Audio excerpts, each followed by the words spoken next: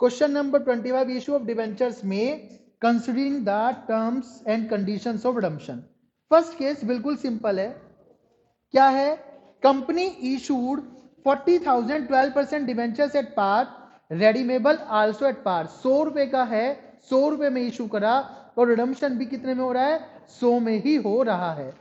जब पैसे आएंगे, एंट्री होगी bank account debit to 12% debentures application and allotment account.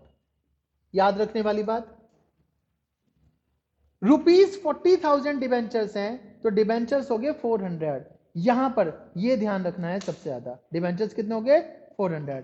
₹40,000 debentures दिए हैं, डिवेंचर की कोई नॉमिनल वैल्यू नहीं बताई है, तो अपने आप कंसीडर कर लेंगे कि एक डिवेंचर कितने का है? 100 रुपीज का। यदि नहीं बताइए रजिस्टर्ड वैल्यू तो 40,000 की नॉमिनल वैल्यू वाले डिवेंचर हैं, एक डिवेंचर की वैल्यू 100 रुपए है, तो नंबर ऑफ डिवेंचर्स कितना हो गया? 400। 400 डिवेंचर्स पार पे इशू करे तो मतलब 100 पे इशू करे, 40,000 रुपीज आ जाएंगे। और next entry 12% debentures application and allotment account debit to 12% debentures account. Narration अपने आप करेंगे, आप सबको आती है। 40,000 सिंपल। डिफरेंस कहां पे आता है? मैं लेके जा रहा हूं आपको सीधा डिफरेंस पे। फोर्थ पार्ट, एक company issued ₹40,000 12% debentures at par.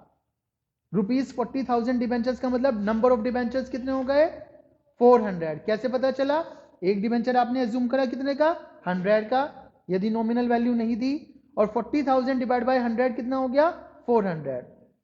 Debentures issued at par और redeemable at 10% premium. Fourth part देख रहे हैं आप, तो एंट्री क्या होगी?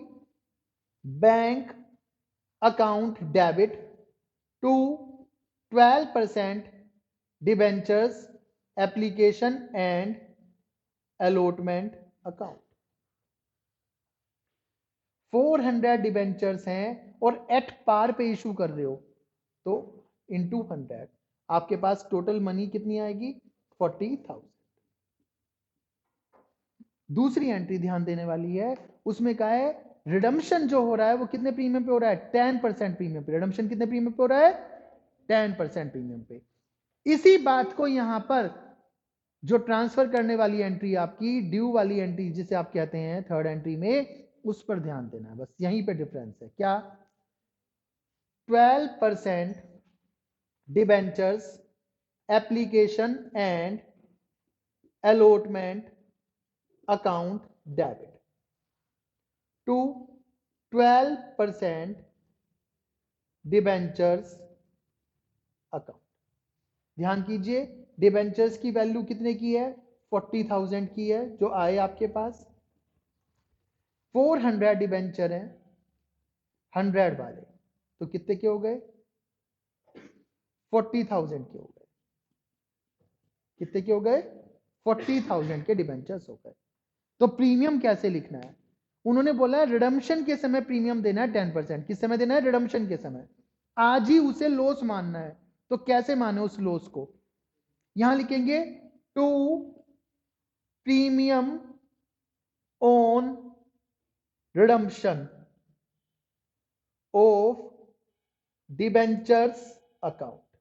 To premium on redemption of debentures account. कितने डिबेंचर्स हैं आपके पास? 400। और 400 डिबेंचर्स पर कितना प्रीमियम देना है? 10%। 100 का 10% कितना हो गया? 10 रुपीज। तो टोटल प्रीमियम कितना देना है? 4,000। इसे लॉस मानना है 4,000 को, तो यहां लिखेंगे loss on issue of debentures account debit. क्या करा आपने? जो प्रीमियम आप 3 साल बाद, 4 साल बाद, 7 साल बाद रिडम्पशन के समय दोगे, आज इशू करते समय ही उसे लॉस मानकर अपने यहां कंसीडर कर लिया और उसे क्या कर देंगे आप? अब राइट ऑफ कर देंगे।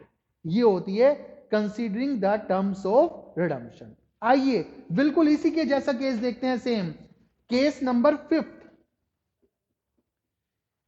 A company issued rupees 40,000 12% debentures at a discount of 5% and redeemable at 5% premium। फिर वही केस, नॉमिनल वैल्यू नहीं दी, रुपीज 40,000 दिए, तो नॉमिनल वैल्यू कितनी मान ली एक डिवेंचर की 100 रुपीज। 100 रुपीज यदि नॉमिनल वैल्यू होगी तो नंबर ऑफ डिवेंचर कितना हो गया 400। ठीक है, पैसे आने की entry, bank account debit to 12% debentures application and allotment account. ध्यान से 400 डिबेंचर्स आपने बताए हैं। एक डिबेंचर कितने का है 100 रुपीज का है। कितने का है 100 रुपीज का। Issued at a discount of 5%, 5% के डिस्काउंट पर इशू करा है, तो 100 माइनस 5 कितने मिलेंगे आपको 95। कितने मिलेंगे 95। कितने आ गए 38,000। Next entry 12% debentures application and allotment account debit 38,000 आपको रिसीव हुए हैं टू 12% डिबेंचर्स अकाउंट। 400 डिबेंचर्स हैं और एक डिबेंचर की नॉमिनल वैल्यू कितनी है 100, 40,000।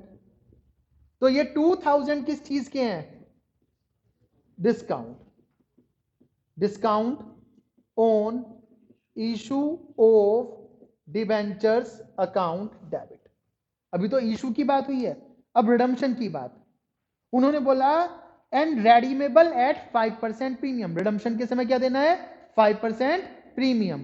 तो यहां पर फिर वही line to premium on redemption of debentures account 5% premium. Number of debentures कितने हैं 400 और 100 रुपीज का 5% 5, टोटल कितना 2,000। इसे यहां लिख दीजिए, ये क्या हो गया loss on issue of debentures account debit. Okay, अब इसमें एक बात और बेटा, लॉस तो आपके लिए ये भी है और ये भी है। आज जो तुमने डिस्काउंट पे इशू करे डिबेंचर्स वो भी क्या है लॉस है, और फ्यूचर में जो प्रीमियम देने वाले वो भी क्या है लॉस है। तो आप इन दोनों को एक साथ लिख सकते हैं एक ही लाइन में, loss on issue of debentures account debit 4,000। क्या लिख सकते हैं loss on issue of debentures account debit कितना 4,000। ठीक है, इस तरह से हम क्या करेंगे रिडम्पशन की टर्म्स को अभी इशू करते समय कंसीडर कर लेंगे। ओके।